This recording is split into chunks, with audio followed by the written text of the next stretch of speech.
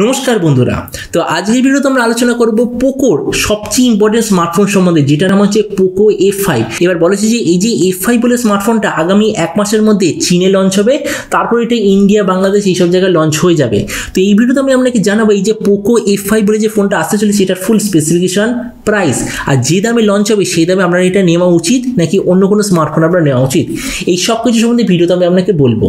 তো চলুন শুরু করা যে ভিডিওটা কোনো সময় নষ্ট না করে। আপনি যদি গ্যাজেট ওয়ার্ল্ড বাংলা চ্যানেলে প্রথমবার আসেন আর কোনো বাংলা টেক ভিডিও ডেইলি দেখতে চান, তাহলে গ্যাজেট ওয়ার্ল্ড বাংলা চ্যানেলটা সাবস্ক্রাইব অবশ্যই করে নেবেন। তো প্রথমত আলোচনা করবো এটা ডিজাইন সম্বন্ধে।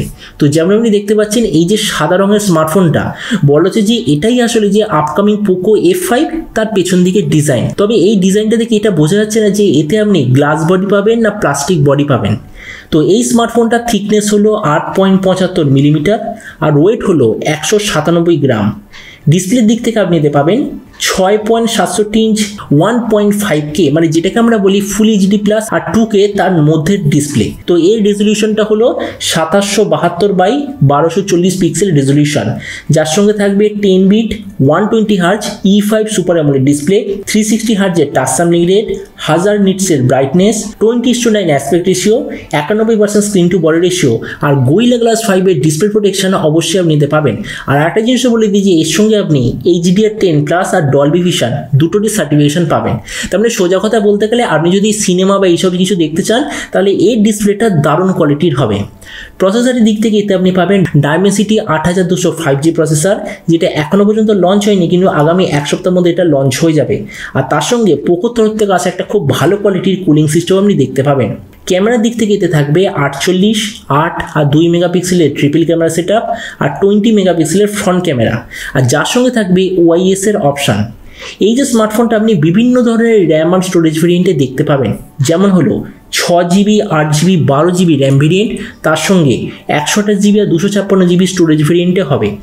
এর র্যামের কোয়ালিটিটা হলো LPDDR5, মেমোরি কোয়ালিটিটা হলো UFS 3.1 আর তার সঙ্গে অবশ্যইভাবে আপনার কোনো ধরনের SD কার্ড স্লট দেখতে পাবেন না। ব্যাটারির দিক থেকে থাকবে 5500 mAh ব্যাটারি, তার সঙ্গে 67 ওয়াটের চার্জার, আর যে কানেক্টিভিটি সেটা হলো USB Type-C। তো এবারে স্মার্টফোনের বাকি কিছু ফিচার হলো যেটা আপনি পাবেন Android 13 out of the box, side mounted fingerprint sensor, কোনো ধরনের 3.5 জ্যাক থাকবে না, আর ডুয়াল স্টেরিও স্পিকার যার মধ্যে ডলবি অ্যাটমসের সার্টিফিকেশন অবশ্যই আপনি দেখতে পাবেন। তো এবার সবচেয়ে মেন জিনিস, এই যে স্মার্টফোনটা কবে চায়নাতে লঞ্চ হচ্ছে, তো দেখুন আমি এখনো পর্যন্ত যেরকম খবর পেয়েছি ওই ধরে নিন ডিসেম্বরের লাস্টে বা জানুয়ারির আশেপাশে ডেফিনেটলিভাবে চায়নাতে লঞ্চ হয়ে যাবে।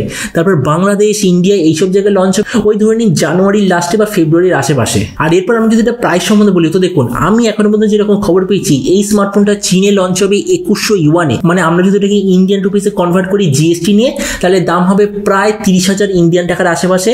আর আপনি যদি ভিডিওটা বাংলাদেশ থেকে দেখে থাকেন তাহলে ধরে নিন বাংলাদেশে ম্যাক্সিমাম লঞ্চ হবে ওই 36 থেকে 40,000 বাংলাদেশি টাকার মধ্যে।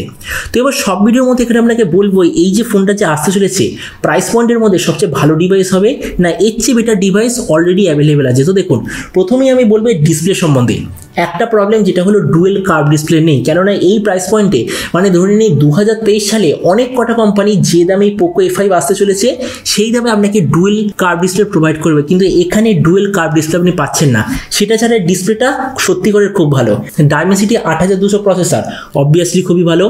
র্যাম আর স্টোরেজের কোয়ান্টিটি 5500 mAh ব্যাটারি, 67 ওয়াটের চার্জার, এইসব ফিচারও খুব ভালো। কিন্তু প্রবলেম একটাই জায়গায়, সেটা হলো ক্যামেরা। 2022 সালে আমার মতে মনে হয় না সোনির এই যে 48 মেগাপিক্সেলের সেন্সার, মানছি সেন্সারটা খুবই ভালো, কিন্তু তবুও আমার মতে মনে হয় না যে এখনকার দিনে কেউ ওটা ব্যবহার করে। এর বদলে যদি সোনি IMX766 সেন্সার হতো, যেটা 50 মেগাপিক্সেল সেন্সার, আমার মনে হচ্ছে ওটা এর চেয়ে অনেক বেশি ভালো হতো। দুই জন্য এখানে আমি এটাই বলবো, এর ক্যামেরাটা ছেড়ে দিয়ে বাকি সবকটা স্পেসিফিকেশন আমার খুবই ভালো লেগেছে। কিন্তু হ্যাঁ, এটাও মনে রাখবেন এই যে পোকো F5 বলে যে ফোনটার আমি স্পেসিফিকেশন বললাম এটা আসলে হলো লিকড স্পেসিফিকেশন। হতে পারে যে ফাইনাল প্রোডাক্ট যখন আসবে ক্যামেরাটা হয়তো একটু চেঞ্জ হলো। যদি এতে সোনি IMX766 সেন্সারটা থাকে তো আমি বলবো যে দামে এটা আসতে চলেছে ওই দামে প্রবাবলি এর চেয়ে বেটার স্মার্টফোন আর কোনোটা পসিবল নয়।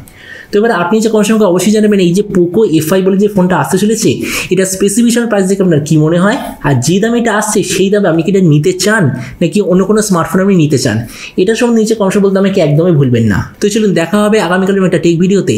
Till then stay tuned and always remember, think positive, be positive. Thank you.